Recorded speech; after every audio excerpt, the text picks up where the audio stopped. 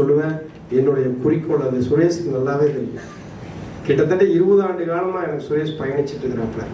சுரேஷை பத்தி நான் சொல்லணும். சின்ன பையன், ஒரு கிட்டத்தட்ட 21 வருடத்துக்கு முன்னால ஓட்டு கட்டடம், அந்த கட்டடத்துல உள்ளுக்குள்ளேயே நுழைய முடியாது. பூராமே வலை பூராமே பின்னி வச்ச மாதிரி பூரா அழுக்கும் பூரா புகையும் சாம்பலுமா இருக்கும்.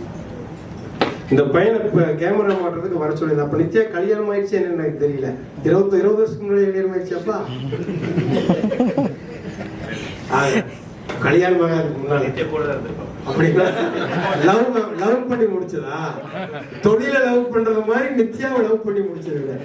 பரவாயில்ல, நித்யா இந்த அளவுக்கு ஒரு திறமையான பிள்ளையா இருக்கு அப்படிங்கிறது இன்னைக்கு தான் நானும் பார்த்தேன். அந்த மாதிரி இருக்கக்கூடிய இடத்துல கேமரா மாட்டுறதுக்கு சுரேஷ் எனக்கு ஒரு நண்பர் மூலமாக தான் அறிமுகப்படுத்தினாரு.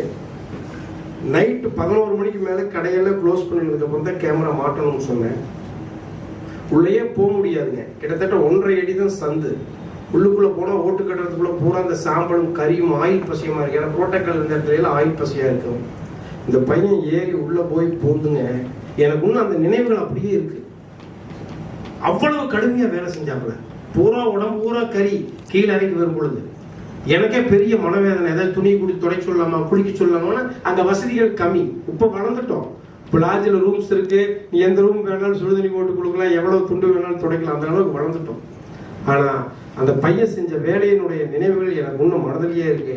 அதனாலதான் கூப்பிட்டோன்னே நான் வந்ததுக்கு காரணம், முதல் காரணம், ஒரு தொழில் செய்தவர்களை ஊக்குவிக்க பழக வேண்டும்.